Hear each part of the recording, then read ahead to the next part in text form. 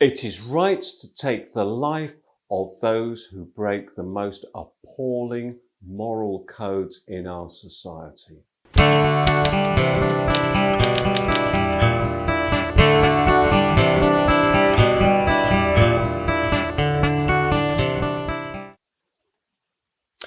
Well, hello. My presentation today is about the death penalty. The death penalty can in many ways seem quite a straightforward topic because, of course, those who write about it and talk about it recognise that we don't have it in this country, and nor have we had it here for more than 50 years. And yet a debate is still there. And I wonder, and you can reflect on this yourself, but I wonder if it went to a vote tomorrow, how the vote would go, and whether the majority of people in the United Kingdom would still say that the death penalty is a valid and acceptable form of punishment in extreme situations. Well, that's what I'm here to think about with you, to talk about with you. The countries that still have the death penalty show no sign of wanting to give it up.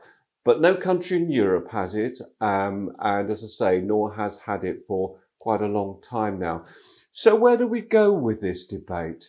We might very well say that to take life is itself that most morally abhorrent thing, and therefore that makes the death penalty, by its very definition, a bad and a wrong thing. But whoa, hang on a minute.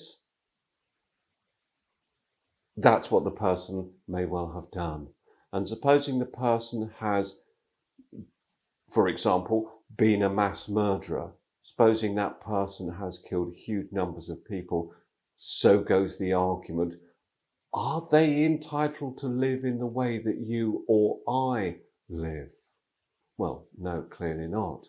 But then what's the best punishment that actually says something about it? And we're aware that there's different aims of punishment.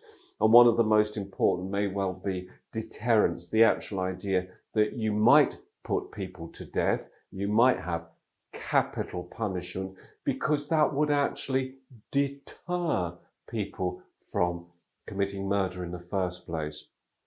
One of the arguments against that is that, of course, one of the countries that has the death penalty is the United States, which actually has a huge number of murders going on anyway. So clearly it's not deterring. And in fact, evidence would go against that because, so the evidence suggests, most people that commit murders are known to their victims. And therefore it's not something that people are rationally thinking and making decisions.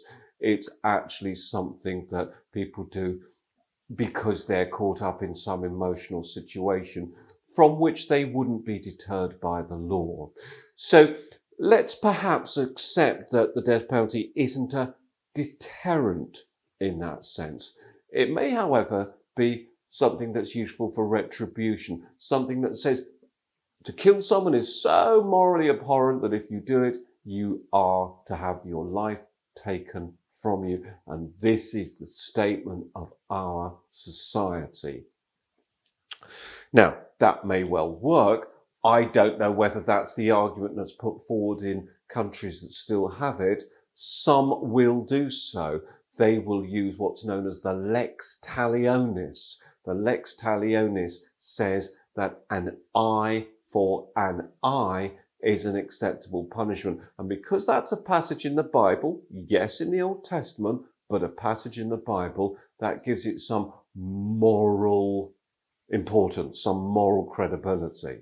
Okay, fine. So the death penalty is something which you can accept because there is this lex talionis, an eye for an eye. Do countries like China or Iran, those countries which have quite a high rate of the death penalty, is that the reason why they're doing it? And I suspect as external observers who are perhaps slightly biased, we might look at those countries and believe they have the death penalty because they see it as some way of controlling a dissident population. In other words, people will only do as they're told because they're afraid of the consequences. And is that a morally justifiable thing? Well, that's for you to reflect on, for you to think about. Certainly, I was always brought up from a liberal Christian perspective to see the death penalty as fundamentally wrong. And I would venture to suggest that is the belief that most thinking people have in our modern society. Now, are we entitled to make those decisions because we're thinking reflective people? Or should we be putting it to the vote? Should we be reaching out and giving people a free vote on this subject? Again, that's for you to think about. Hope you enjoyed that. If you're going to tackle it in an exam situation, that's why you're watching this.